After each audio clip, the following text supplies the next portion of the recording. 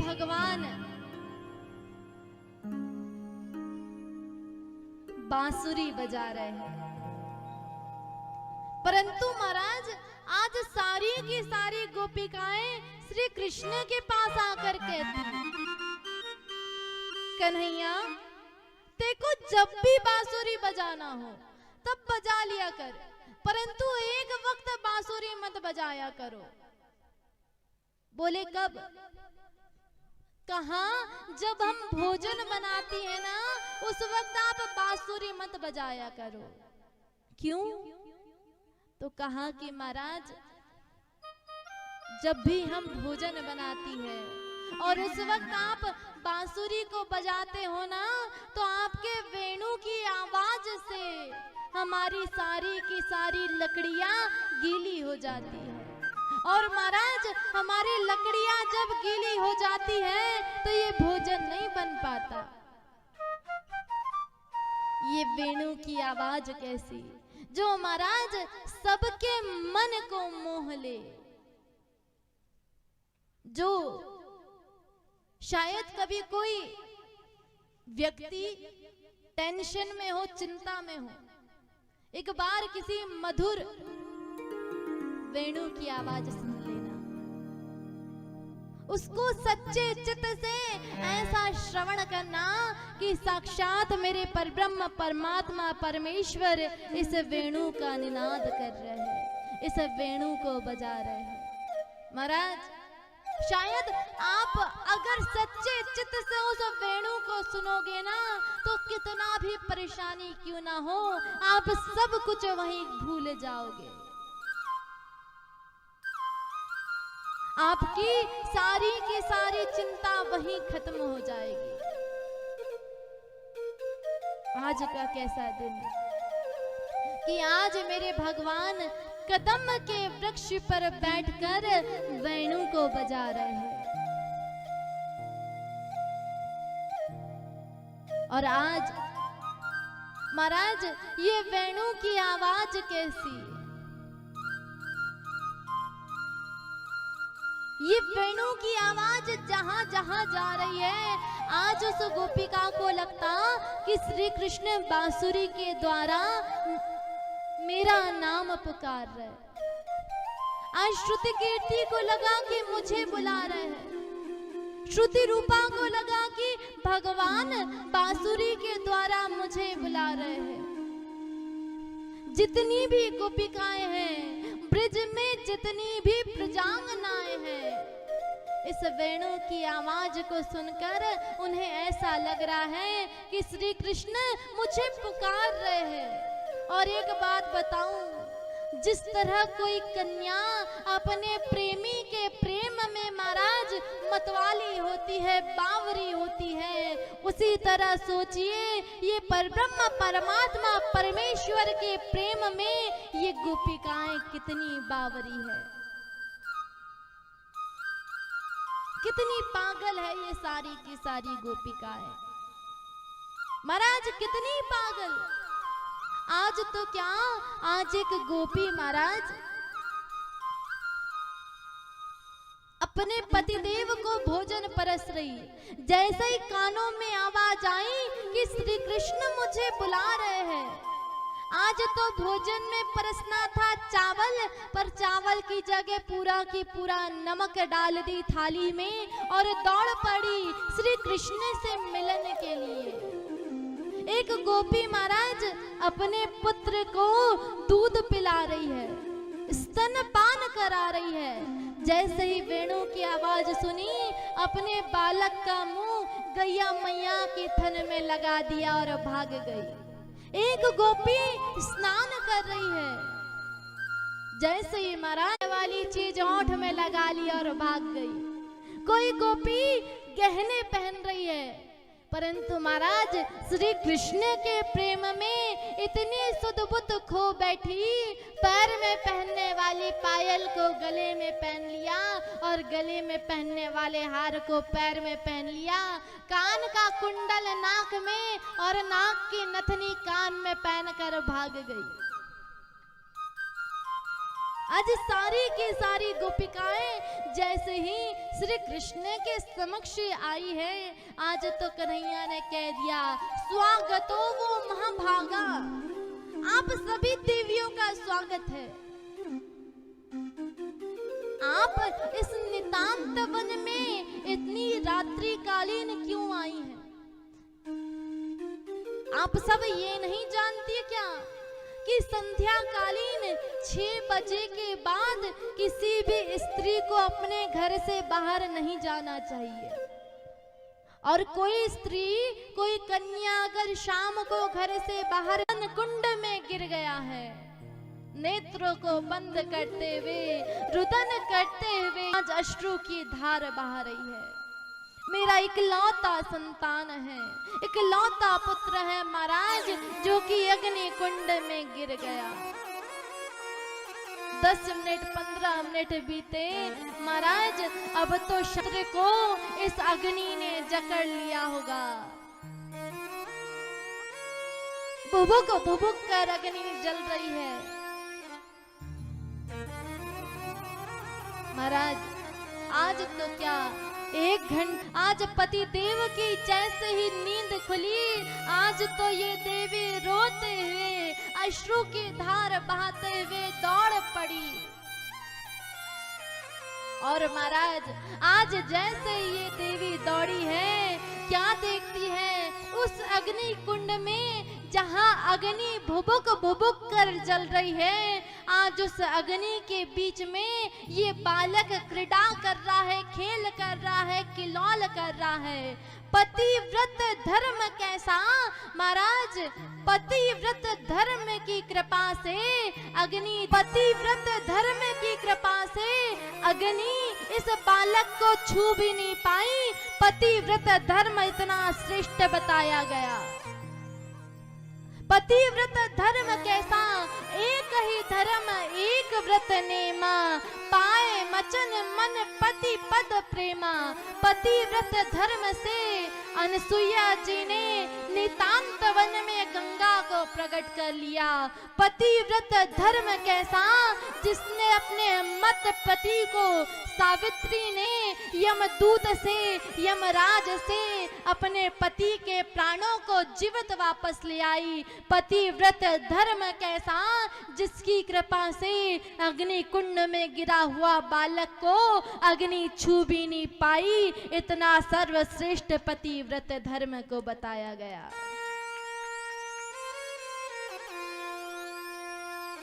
आज तो क्या, आज जैसे ही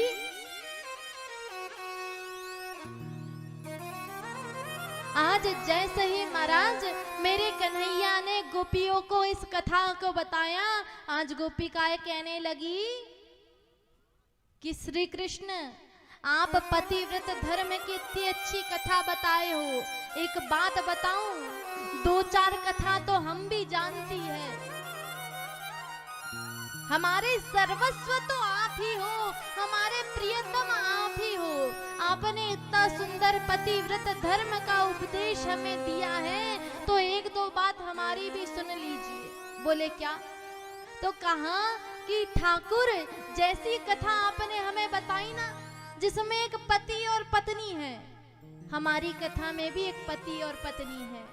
ये दोनों भी आपस में बड़ा प्रेम करते हैं, बड़ा प्रेम करते एक दूसरे से, एक साथ भोजन पाते, एक साथ सोते, एक साथ महाराज सारे की सारे कार्य करते, बड़ा प्रेम है आपस में। महाराज दोनों एक दूसरे से बड़ा ही प्रेम करते। अभी अभी विवाह हुआ है और आज तो क्या, आज जैसे ही विवाह को 6-7 महीना हुए, आज तो पतिदेव ने पत्नी जी से कहा कि सुनिए देवी, मुझे कुछ कार्य से बाहर जाना पड़ेगा।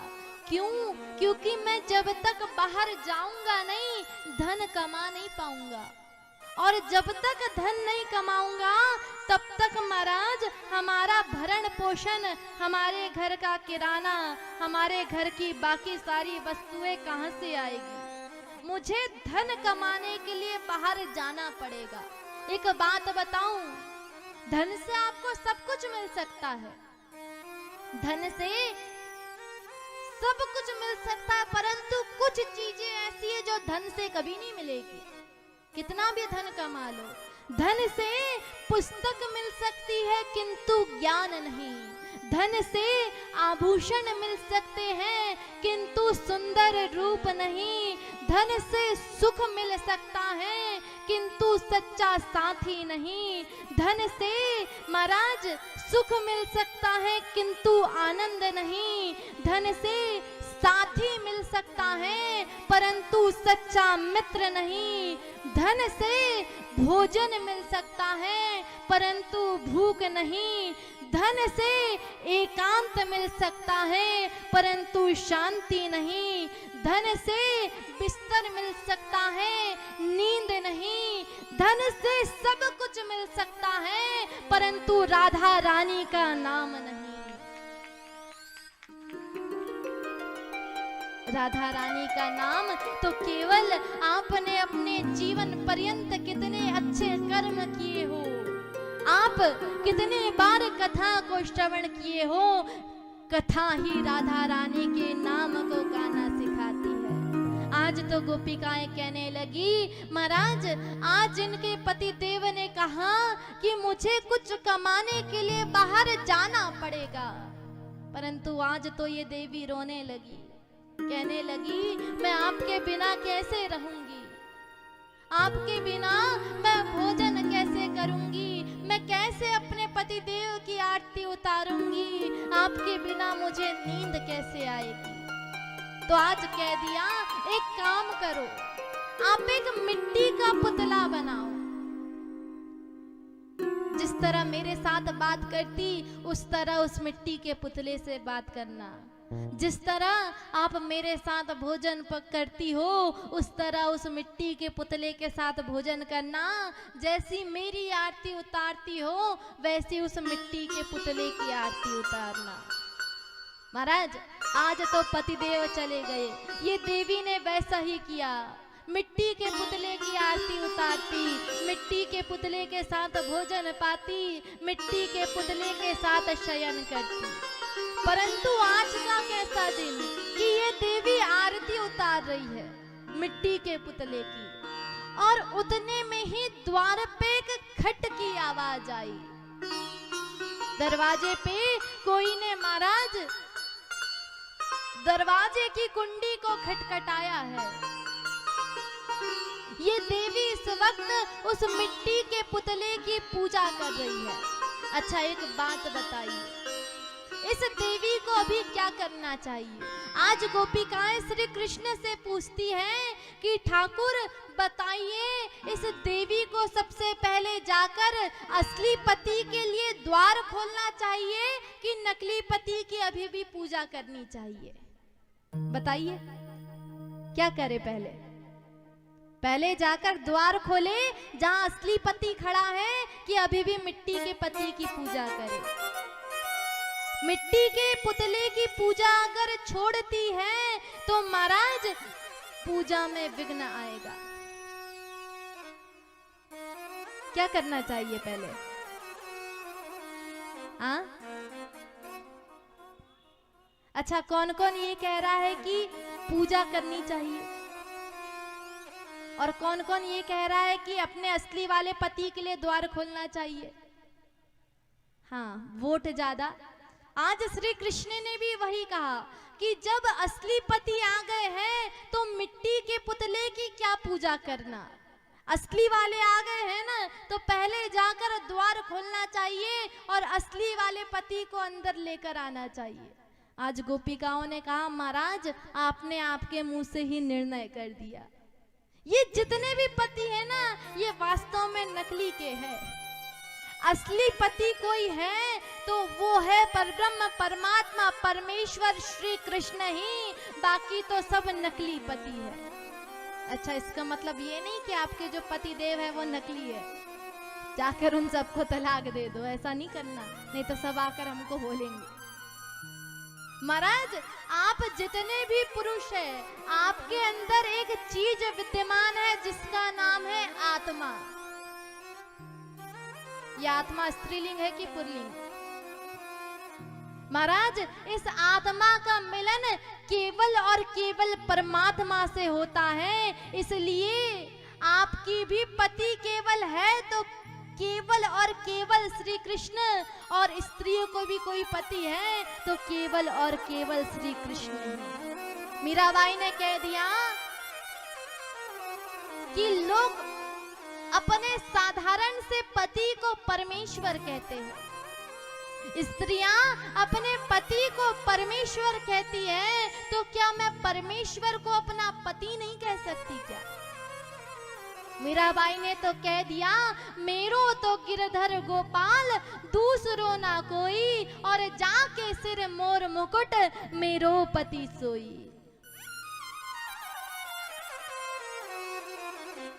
आज इन गोपिकाओं ने भी कह दिया कि हमारे सर्वस्व आप ही है, हमारे पति आप ही हैं, हमारे प्रियतम आप ही है। इस देह में आए हैं तो हमें पत्नी से विवाह करना, स्त्री के साथ विवाह करना है, बालक पैदा करने, संतान करनी है, ये धर्म है।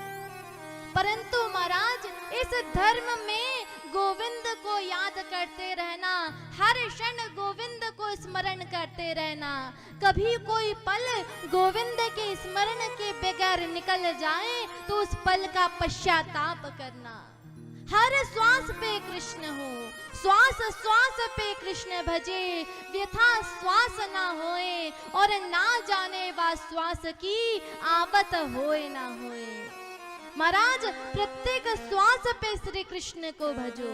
आज गोपिकाओं ने जैसे ही कहा कि महाराज हमारे प्रियतम, हमारे प्रेमी केवल और केवल आप ही हैं, आज तो मेरे भगवान इन गोपिकाओं पे प्रसन्न हो गए, और आज मेरे भगवान ने इन गोपिकाओं के साथ रास प्रारंभ किया। परंतु रास कैसा? कभी कोई गोपी श्री कृष्ण दोई दोई गोपी न बीच एक माधव। महाराज कभी कोई गोपी रास करते करते, नृत्य करते करते थक जाती तो कन्हैया को कहती, कन्हैया हमें थोड़ा सा गोद में ले लो। मेरे भगवान उस गोपिका को गोद में लेकर नृत्य करने लगते। कभी महाराज कोई गोपिका की चरण पादुका टूट जाती तो मेरे भगवान को कहते कि मेरी चरण पादुका, मेरी चप्पल टूट गई है, मुझे नृत्य करने में थोड़ी तकलीफ हो रही है, आप गोद में उठा लेते, कांधे पर बिठा लेते तो बड़ा अच्छा होता। महाराज मेरे भगवान उस गोपिका को कांधे पर बिठा लेते। आज ये सारी गोपिकाओं के मन में हो गया अभिमान। और एक बात बताऊं, मैंने आपको कथा में पहले भी बताई थी, जिस वक्त इस हृदय में अभिमान आ जाए उस वक्त महाराज श्री कृष्ण की अगर आपको दीदार होने वाले हो तो भी महाराज नहीं हो सकते। मेरे भगवान को निर्मल हृदय वाले लोग पसंद है। निर्मल मन जन सो मोहि पावा, मोहि कपट छल छिद्र न भावा। जिसका हृदय निर्मल हो, जिसका चित्त शुद्ध हो, मेरे भगवान को वही लोग पसंद है।